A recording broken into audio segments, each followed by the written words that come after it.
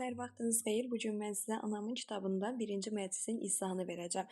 Birinci məclisdə deməli Rüstəm bəyin, daha sonra biz burada görürük Mirzə Məhəmmədəlinin və Səməd Vahidin otaqları, yəni yazı stollarının təsvirini, onlar hansı ölkədə təhsil alıblarsa, həmin ölkənin təhsilinə uyğun olaraq da otaqlarını bəzədiblər. Baxın, yazı stolu, qırmızı mahuddan örtük, yanında sandalya, kitab şkafı, şkafın içində kitablar. Bu kimin olacaq? Daha çox stolun üstündə telefon, mürəkkəb qabı, kağızlar. Bu Rüstəm bəyin yazı stoludur. Görürsüz təsviri necə verir rus sayağı. Daha sonra burada gəlir bir tərəfdə kitab qəfəsi, üstdə kitablar, yanında da bir sandalya, Səməd Vahidin. Deyir daha sonra isə qara cildli köhnə kitablar var, sandıq var, sandığın yanında döşək var. Bunlar da farslarda olur da. Burada Məhəmməd Əlinin yeridir. Divarlarda cərhacubelər içində şəkillər, pərdə qalxan vaxt Rüstəm bəy öz yerində, gözlərində də açqı, oxuyub yazmaqla məşğuldur. Bu qədər sükutdan sonra içəri qapı açılır. Zəhrabəyin başı görsənir. Bu yenə yox olur. Bir qədər keçəndən sonra yenə Zəhrabayım qorxa-qorxa başını uzadıb soruşur. Bala, görəsən uşaqlar yubandılar? Rüstəm deyir, ana məni danışdırma, bəs mən lüğət yazıram. Zəhrabəyim dinməyir, yox olur. Yenə bir dəqiqə sakitlik olur. İçəri otaqdan uşaq ağlayır. Rüstəm bəy qələmi əlindən tez durur ayağa, haman qapıya yavıqlaşıb deyir, ay uşaq səs eləməyin, mən lüğət yazıram. Ola bilər ki, bunlar elə Rüstəmin öz uşaqları olsun. Deməli, artıq burada kiminsə gəldiyini görürük. Bu Mirzə Həsən idi. Salamlaşırlar bunlar. Daha sonra deyir ki, tez gəlməyə çalışdım, amma gələ bilmədim və onlar əyləşir, başlayırlar. Dünən yazmışdılar, bu gün isə davamını yazırlar. Rüstəm bəy deyir, dünən harada qaldıq? Deyir, necə ki, Avropa, Asiya millətlərinin hürufatı A sövdündə qalmışdıq. Rüstəm deyir, Mirzə dayan, gərək bir yerini dəyişə. Necə yazıbsan? Avropa və deyir, Asiya, deyir, aha, elə yazmışam. Deyir, yaz ki, Avropa, ha, belə Asiya millətlərini. Deməli, Mirzə Həsən deyir, yəni bunu daha yaxşı olar, deyir, sən əlavə elə olar cümlə. Deyir, hansı cümləni əlavə edim? Deyir, A sövdünün əlamətinə biz əlif deyirik. Yəni əlif farslarda baxın bu işarədir. Rüstəm bəy deyir, yaz. Bundan əlavə şərq tayfalarının, ha belə slavyanların, qreklərin, Mirzə Həsən də əlavə edir, yunanların, yəhudilərin dilində əvvəlinin mənası həm birdir, həm mindir. Necə ki, məsələn, ərəb dilində əlif ləfzi, əlif sözü var. Səs eləməyin deyir, mən lüğət yazıram. Mirzə yaz ki, A sövdü millətlərin bəzisinin dilində çox işlənir, bəzisinin dilində az. Deməli, burada hansı millətlərin adını çəkir? Slavyan, qrek, şərq tayfalarından bəziləri, Slavyan, qrek, Yunanı Mirzə Həsən əlavə edir yəhudilərin dilində. Bəzisinin dilində çox işlənir, bəzisinin dilində az işlənir. İçəri otaqdan Zivər, Rüstəmin arvadıdır. Kirşanlı, ətirli, sinəsi və qolları açıqdır. Çünki rus sayağı geyinmişdi. Zivər xanım telefonu axtarır, telefona zəng gəlmişdir. Kimdir telefonda? Zəng eləyən Səlimə idi. Bunlar salamlaşırlar. Daha sonra burada xeyriyyə cəmiyyətinin iclası olacaqdı. Onun üçün danışırlar. Rüstəmə deyir ki, Səlimə xanımgil gələcəklər, gərək bu gün biletləri paylaya, sabahçı bilirsən, cəmiyyət xeyriyyənin yığıncağıdır. Bilmirəm, sənin işin çoxdur. Rüstəm deyir ki, mən lüğəti sonra da yaza bilərəm. Nə vaxt gələcəklər? Yarım saata deyir Səlimə xanımgil burada olacaqlar. Deməli, Rüstəm bəy heç nə demir, yenə kitabı yazmağa davam edir. Rüstəm bəy Mirzəyə deyir ki, davam elə, yaz. Deyir, ha sövdü millətlərin bəzisinin dilində çox işləyən, bəzisinin dilində az. Elə ancaq bunu deyir bu da. Rüstəm bəy deyir, yaxşı, indi yaz ki, buna da lazımdır nəzərə almaq ki, A hərfi bəzilərinin dilində qlasna, yəni heca yaradan hərfdir. Qlasna hərf heca yaradır, yəni imla hərfidir. Mirzə Həsən ümumiyyətlə Rüstəmin nitqində işlənən rus sayağı sözləri düzəldirdi. Biz bunu həm Mirzə Zeynalda görə bilərik, həm Mirzə Həsəndə də görə bilərik ki, düzəlişlərə yer vermişdi. Rüstəm bəy imla hərfidir, özü-özlüyündə slogdur, yəni heca yaradır. Deməli, burada qlasna hərf dedikdə, mən birinci səhv elədim, qlasna hərf dedikdə imla demək istəyir, düzəldir. Sonra deyir ki, slogdur, slog isə heca deməkdir. Yenə də bunun açılışını biz Mirzə Həsəndən öyrənirik. Mirzə Həsən olmasaydı, gərək lüğətlərə müraciət edərdik. Rüstəm bəy, bəli, heca gərək, lakin bəzi tayfaların dilində A hərfi soqlasna hərflər cərgəsindədir. Burada deyir soqlasla əvəzinə hurifi samitə yazaq. Yəni burada həm bəzilərinin dilində deyir ki, həm heca yaradan səs, həm imla hərfi, həm də ki, samitdir. Rüstəm bəy deyir, necə ki, bıdıllı və qeyriləri. Çöl qapıdan Mirzə Məhəmmədəli girir içəri, salam verib başmaqlarını çıxardır, keçib oturur öz yerində. Mirzə Məhəmmədəli, dadaş, sənə mane olmuram ki. Rüstəm bəy, əleyki salam, mane olmursan, keç otur. Mirzə Məhəmmədəli oturur öz yerində, dizi üstündə kitablarını açıb baxır. Rüstəm bəy, indi keçək almas ləfzinə. Yaz. Axı A hərfindən yazırlar, əlifba sırası ilə gedirlər. A. Latınca atamaz, pür qiymətli daşlar zərcəsində ən gözəl şəfqətli kimya aləminə bundan bərk bir daş yoxdur. Zümrüd, topaz, dendrit başlayır bütün daşların adını saymağa və qeyriləri deyir, almazdan bərk ola bilməzlər. Bunu eşidən Mirzə Məhəmmədəli olur. Və Mirzə Məhəmmədəli deyir ki, sənin yazdığın lüğət yadigardır. Hər kəs oxuyub mənfəətbər olacaqdır. Amma mənim qanacağıma görə siz kitabınızı yazanda ancaq Avropa və Rusiya mənbələrinə istinad edirsiniz. Mən deyir məsləhət görərdim ki, siz kitabınızda şərq və İslam elmlərinə də istinad edəsiniz. Əslində o qardaşın kitabında nöqsən tutmur, gülmür. Sadəcə deyir ki, daha da əhatə dairəsini genişləndirin, şərq və İslamdan da yazın. Çünki İslam dinində axı almaza bərk daş deməzlər, ən böyük daşı Mirzə Məhəmmədəli fəlsəfi açılışını verirdi orada. Almazdan bərk şey dünyada çoxdur deməyin özü səhvdir, qələtdir. Bilirik də farslarda ümumiyyətlə bir uşağa da deyirik qələt edirsən. Yəni bu qələt nə deməkdir? Bəziləri çox belə böyük qarşılayırlar. Sən mənə qələt edirsən dedin. Əslində bu səhv deməkdir. Almazdan bərk şey dünyada çoxdur. Məhəmmədəli, mən heç vaxt fikirdə olmamışam. Lüğətimi şərq aləmindən deyir, mən heç vaxt uzaq tutmamışam. O fikirdə olmamışam. Hələ bəlkə özüm sənə demişəm ki, sənin dilində nə söz var ver, onu siyahımda olmayan ləfzləri, yəni mənim söz lüğətimə əlavə edim.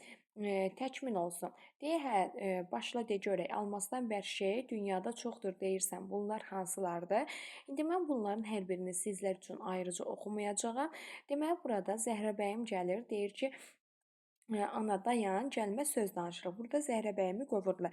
Ümumiyyətlə anası ilə Rüstəm və Mirzə Məhəmmədəli daha çox sərt danışırdı. Səməd Vəlidə isə biz bunu görmürük. Hətta analarını itələyirlər. İtələdiklərinə görə bu ikisi üzr istəyir, amma Səməd Vəlid istəmirdi. Çünki o anasına itələməmişdi. Mirzə Məhəmmədəli, haman bərk şeylərin əvvəlincisi daşdır. Yəni necə daş? Axır dünyada daş çoxdur. Mirzə Məhəmmədəli burada artıq sırayla sayır ki, daşdır. Daşdan bərk olan şey nə olacaq? Dəmirdir. Çünki dəmirlə daşı sındırır. Dəmirdən bərk olan şeyi od deyəcək. Oddan bərk olan şeyi su deyəcək. Sudan bərk olan şey suyu söndürən nədir? Suyu yaradan nədir? Burada dağlar olmalı idi. Gəlin bu hissəyə baxaq.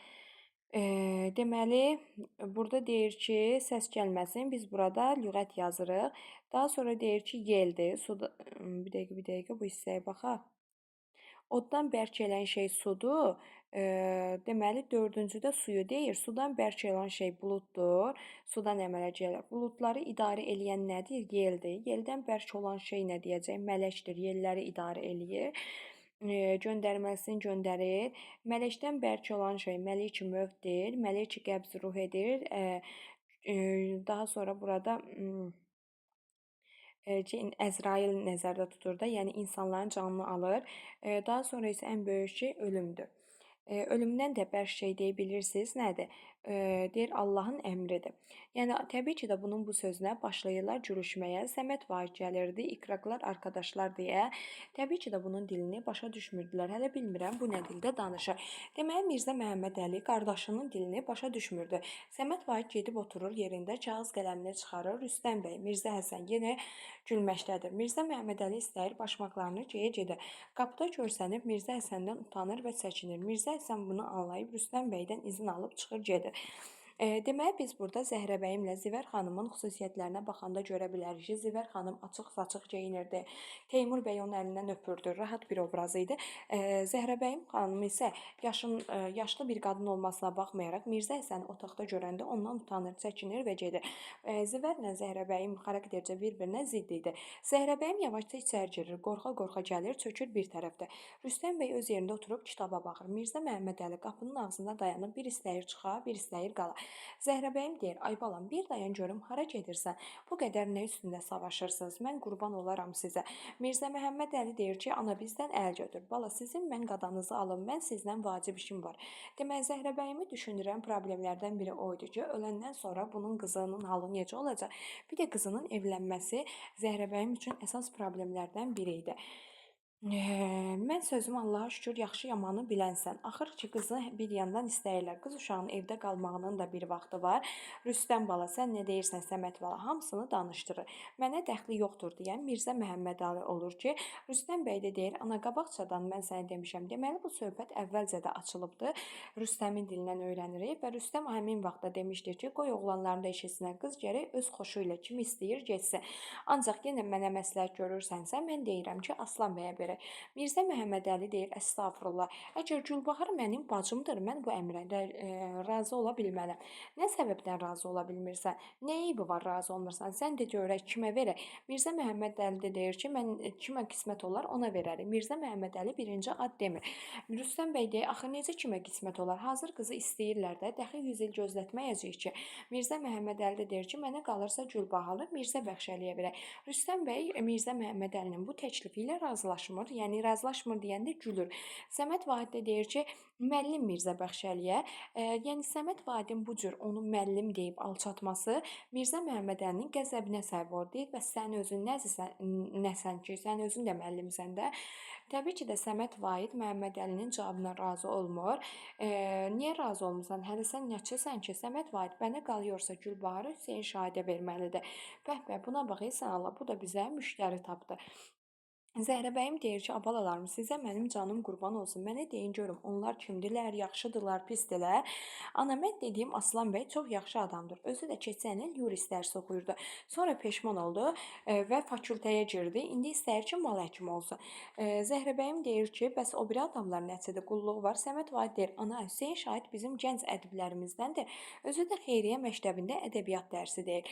Mirzə Məhəmmədəli başını bulayır. Bəh, elə bizim gənc ədibimiz əski idi. Allah bədnəzərdən saxlasın. A kişi, mən bilmirəm, ədib nədir axı? Rüstəm deyir, qardaşlarım, mən sizdən xahiş edirəm ki, nə eləmək istəyirsiniz? Məsləhətlə, ağıl ucu ilə eləyin. Onu siz gərək bilmiş olasınız ki, çox şey mehribançılıqdan, məsləhətdən aşır. Dava qalmaqdan aşmaz. Yenə də deyirəm ki, Gülbahar bizim bacımızdır. Gərək biz üçümüz səy təlaş edək, bacımızı bədbəxt olmasın. O axı heyvan deyil, yapışaq əlindən kimə istəyir verək. Sən bir söz deyirsən, mən bir söz deyirəm. O bir söz deyir, qardaşlarım, beləliklə bir mətləb hasil olmaz. Qız hazır bax, qapının dalındadır. Çağıraq bu saat, özündən sual eləyək, görək. Meyli kimdədir? Aslan bəy istəyir, Aslana gedər. Mirzəni istəyir, Mirzə Bəxşəliyə gedər. Belə məsləhətə qarşı deyir, mən bir şey deyə bilmərəm. Rüstəm bəy də deyir, bəs Məhəmməd Əli sən, mənim işim yoxdur. Niyə istəyirsiniz onu edin. Gəlin yoldaşlar, burada bir qısa ümumiləşdirmə edim. Testlərdə çox düşür. Baxın, anasına deməli onu istəyənlərin peşələri haqqında məlumat verən Aslan bəy haqqında məlumat verirlər, Hüseyn Şahid haqqında məlumat verirlər. Amma Mirzə Bəxşəli haqqında biz burada məlumatı görmürük birinci anıya məlumat verəndə. Sadəcə Hüseyn Şahid haqqında məlumat verəndə Mirzə Məhəmmədəli orada Mirzə Bəxşəli haqqında məlumat vermir.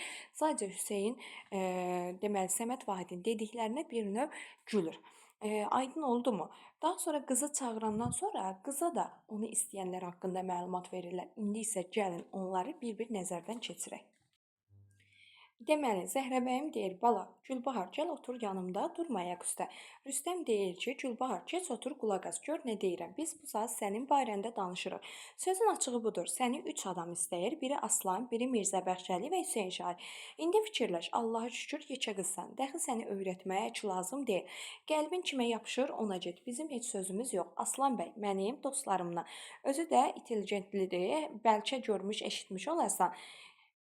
Mirzə Bəxşəli və Hüseyn Şahid də müəllimdirlər, amma mən onlara yaxşı bələd deyiləm. Özün bil, fikirləş, cavab ver. Deməli Gülbahara geniş məlumat verilir Aslan bəy haqqında, amma o digərləri haqqında sadəcə müəllim keçir. Ümumiyyətlə Mirzə Bəxşəli haqqında Mirzə Məhəmmədəli heç bir məlumat vermir. Bunu yadınızda saxlayın. Amma bizə desə ki, Hüseyn Şahid haqqında məlumatı bizə kim verir? Siz orada Rüstəmi götürə bilərsiniz. Rüstəm Gülbaharı deyəndə verir. Həmçinin Səməd Vahidi götürə bilərsiniz ki, anasına məlumat verirdi. Aslan bəy haqqında isə Rüstəm məlumat verirdi. Yalnız Rüstəm məlumat verir. Mirzə Bəxşəli haqqında isə məlumatı biz harda görürük?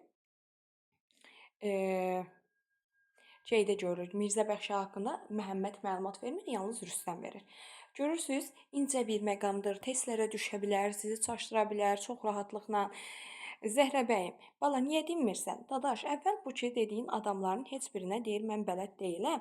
Qaldı sizin mənim barəmdə çalışmağınız əbəsdir. Çünki mən bilirəm ki, mən bir günü xoşlasam, sən razı olmayacaqsan o biri. Deməli Gülbahar burada görürük ki, siz çalışın ki, əsəri özünüz də bir dəfə oxuyun. Mən çalışdığım qədər əsəri tam oxumuram və qısa məzmununu danışıram. İmtahanda nə düşə bilər, o hissələrə toxunuram. Deməli Gülbahar uzaq görən bir obraz idi. O bilirdi ki, bu hansının birinə getsə də qardaşlar buna razı olmayacaqlar. Mirzə Məhəmmədəli gəlib oturur yerində. İş belə olan surətdə mən məsləhət görürəm ki, Gülbahar biz dediyimiz adamların heç birinə bələd deyil, sabah axşam xeyriyyə cəmiyyətinin iclası olacaqdı. Və Gülbahar gəlsin həmin iclasa, hamısı ilə tanış olsun. Təbii ki də Mirzə Məhəmmədəli fars tipli idi, qara qabaq idi. Belə hisslər çıxar onlarla tanış olar. Mirzə Məhəmmədəli bunu pis qarşılayır. Rüstəm deyir, burada nə eyib var ki, ola bilər də. Səməd Vahid də deyir ki, Səməd Vahid də heç özü də bilmir nə deyir. Mirzə Məhəmmədəli də Allah xatirinə öz dilində danış, Peyğəmbər xatirinə. Valla Səməd Vahid, mən də səni başa düşmürəm, sən Allah xatirinə həqiqətən öz dilində danış. Rüstəm bəy, kimsən gəl? Daxil olur burada Teymur bəy. Qoltuğunda da papqa, Zəhrəbəyim üzünü tutur o tərəfə. Görürsüz, Zəhrəbəyim Mirzə Həsəndən də çəkinmişdi, Teymurdan da çəkinir. Üzünü o tərəfə tutur ki, yəni qadındır da, kişi girib evə. Salam əleyküm. Ay, əleyküm salam. Burada salamlaşmalıdır. Zivər xanım çıxır. Teymur bəy əl verir. Zivər xanım gülə-gülə onu salamlayır və Teymur Zivər xanımın əlini öpür. Bunu görən Məhəmmədəli artıq oyun çıxaracaqdı. Teymur bəy, Zivər xanım otururlar. Rüstəm bəyin yanında. Mirzə Məhəmmədəli acıqlı baxır bunlara. Teymur bəy papqanı açır, kağızları aralayır, sonra 3 kağız qoyur Rüstəm bəyin qabağına. Bu kağızlara qol çəkir. Verir Zivər xanıma. O da qol çəkir, verir Teymur bəyə. Teymur bəy yığışdırır, qoyur papqaya. Teymur deyir ki, sabah bəs icra olacaqdı. Simeyta il məsələsi haqqında danışacaqlar. Yəni bu şey haqqında bir şey yazılmayıbdı. Ola bilər ki, Əfruz xanım çığır-bağır salar. Yəni Simeyta məsələsi haqqında keçən iclasda da heç nə olmayıbdır və burada Əfruz xanımın xarakteri haqqında ehtimalı irəli sürürlər ki, yenə də Əfruz xanım buna əsəbləşir. Deyir ki, qorxursan qorx, amma heç nədən qorxmuram mən. Ki, öz tutduqları iş çox qaydalıdır, bizimkiləri bəyənməyələr. Hələ sən Allah o dünənki hərəkət nə idi? Vallah mən Əfruz xanımın yerinə xəcalət çəkirdim. Deyəsən yubanırıq. Rüstəm, bu gün cəmiyyət xeyriyyənin o qədər işi var, bilmirəm, axşama kimi qurtara biləcəyəm, yoxsa yox. Yaxşı olar, sən gedə idin, bizə kömək eləyəydin. Zivər xanım Rüstəmdən onunla gəlməsini istəyir. Rüstəm də deyir ki, mən macal eləsəm, vaxt eləsəm gələcəyəm, harda olacaqsınız? Deməli, burada Teymur bəyin dilindən eşidirik ki, onlar teatra gedəcəklər, Açodun kopyasını alacaqlar, daha sonra Markovun kağız mağazasına gedib kağız seçəcəklər. Deməli, cəmiyyət xeyriyyənin iclası Rüstəm bəyin evində olacaqdı. Rüstəm bəy isə özü hazırlıq görürdü. Ola bilər ki, mən də gəlim. Zivər xanım Teymur bəy durur ayağa. Zivər xanım ayna qabağına gedib şlyapasını düzəldir və gedirlər. Təbii ki də Mirzə Məhəmmədəli yenə acıqlı-acıqlı baxır. Qəmbər uzun çuxalı, belində xəncər, yanında çoban, qurban girirlər içəri. Rüstəm bəy deyir, Qəmbər, nə var, qoyunlar necədir? Deyir, sağlığına bir şey yoxdur, amma qoyunlara bərk qızdırma düşübdür, yaman qırır, əlacı da yoxdur. Deməli, yavanlıqla başlayırlar, biraz çərədir, biraz da təzə şordur. Deməli, buna təzə şorla çərə gətirmişdi. Zəhrəbəyim deyir ki, Qəmbər, çoxdan da görünmürsən. Xanım bəyim, valla macalımız yoxdur, qoyunların azarı başımızı bərk qatıb. Qəmbər, bilirsən nə elə, sabah axşamı mələk kimi gələcəkdir, gəl onun yanında ondan öyrən. Təbii ki də bu mal həkimi Aslan bəy heç bir çarə etmir. Qəmbər deyir, baş üstə gələrəm. Hə, yadıma düşdü. Sənə dəvə yunu tapşırmışdım. Rüstəm bəy burada Qəmbərə nə tapşırmışdı? Dəvə yunu. Tapıb gətirmişdilər. Xeyr, tapıb gətirməmişdilər. Deyirdilər ki, hələ biz axtarırıq. Gedə bilərsiniz. Qəmbər və çobanlar çıxır. Gəlir anasına tərəfinə gülə-gülə deyir. Ana, kefin necədir? Yaxşıdır. Ana, bilirsən nə var? Mən lüğət yazıram. Bu ardıcılığı yadda saxlayın. Elçilik məsələsi Teymurun gəlib getməsindən sonra Rüstəm bəy anasına yaxınlaşır. Deyir ki, ana, mən lüğət yazıram və sənin dilində nə varsa mənə denə, mən onu lüğətimə yazım. Bizim yadımıza düşməmiş ola. Hə, nə deyirsən? Bunu ən rahat yolu siz necə yadda saxlayın? Bu anasından bunu soruşanda Məhəmməd bura müdaxilə eləyir ki, desin ki, başı açıq gəzir insanlar, abrəyə qalmayıbdı. Bax, onu de yaz yazı lüğəti və yəni onsuz da bunu məntiqlə tuta bilərsiniz ki, hansı hissədən sonra hansı hissə gəlir. Dağa ayaq versək arvad nə bilər nə desin. Qəribə söz budur ki, indi maşallah alimlər dəxi hicabı zadı buraxıbdılar, baş açıq gəzirlər. Təbii ki də Rüstəm bəy onun kinayəsini başa düşür, deyir atavın coruna məndən əl çək və başmaqlarını geyinir ki, getsin. Zəhrəbəyim Mirzə Məhəmmədini dayandırmaq istəyir, amma dayanmır. Qoltuğundan bayazı çıxarır, gedir Məhəmmədəlinin dalınca, o da qulaq verməyib gedir. Yenə gəlir oturur yerində, bayazı qoyur qoltuğuna. Səməd Vahid yazıya məşğul olanda içəridən uşaq ağlamağı eşidir. Ümumiyyətlə uşaq səsinə əsəbləşənlər burada Mirzə Məhəmmədəli yox, birinci hissədə biz görürük ki, Rüstəm bəy olur. Daha sonra isə Səməd Vahid olur ki, uşaq ağlama səsini kəsin. Çocuq ağlamasın, bunu diqqətdə saxlayın. İmtahana bəli düşür, çox düşür. Demək 2 dənə uşaq ağlama səsinə əsəbləşən Səməd Vahid, Rüstəm bəy olubdu. Mən şeir yazıram, yaz lüğətə. Nümunə olaraq bir şey deyim, yaz lüğətə. Bax, bəzən testdə düşə bilər ki, Rüstəm Səməddən soruşur ki, nə bilirsən de. Səməddən soruşmurdu. Ümumiyyətlə, o bir dənə anasından soruşurdu. Mirzə Məhəmmədəli özü gəlir deyir, Səməd Vahid də deyir ki, mən sənə şeir deyim. Nə eybi var? Amma şərtlə açıq olsun, yoxsa doğrusu mən sənin dilini qanmıram. Kağızları əlləşdirir, bir yerdən şeir başlayır oxumağa Səməd Vahid. Eləyib çönüb gedir öz stolu tərəfə. Çünki artıq başa düşməmişdi. Öz dili mən özüm qanıram ki, lüğətə nə yazım. Deyən o dili mən qanmıram. Səməd Vahid durur ayağa. Dadaş, mən söylədiyim farsdan türk dilində tərcümədir. Bəzən testlərdə düşə bilər ki, Səməd Vahid öz şeirini deyir, öz yazdığı şeiri deyir. Bu yanlışdır. Deməli, o başqa müəllifin şeirini deyirdi, sadəcə tərcüməsini deyirdi. Bunu da verməklə əsərdə göstərmək istəyirdilər ki, 2-ci, 3-cü siniflərə bu cür tərcümələr öyrənilirdi. Dərslərin ağırlığı, uşaqlar bunu qavraya bilmirdilər və beləliklə savadsızlıq başalıb gedirdi. Bizim müəllimlər bunu bu saat məktəbdə balaca çocuklara öyrədirlər. Sən ki bunu qanmırsan, sənin nəfsindən bihər olmağını müşahidə ediyorsun. Zənnindəyim əfəndim, bu kağızı qəfəsin içine atıb durur gedir. Rüstəm bəy təəccüblü baxır dalınca. Zəhrəbəyim deyir, bayazı çıxarır. Səməd Vahidin də dalınca düşür, Səməd Vahid də saymır onu. Rüstəm bəy kağızları yığışdırır, acıqlı hazırlaşır çıxıb getməyə. Zəhrəbəyim deyir, Rüstəm, ayaqları altında ölüm, bir dayan bala, bir dayan. Bunu da dalınca qaçır birinci məclisdə, bu da bunu saymır. Elə ana sən Allah əl çək də. Zəhrəbəyim qalır otaqda tək, əlində kitab. Bir qədər fikirdən sonra qayıdır, oturur, kitabın bir səhifəsini açır, diqqətlə baxır. Açdığı kitabın səhifəsi öz ərinin, Əbülfəzin öz əli ilə yazdığı yer idi ki, haman səhifəni də öpür. Birinci məclis haqqında bu qədər yoldaşlar, sağ olun, salamat qalın.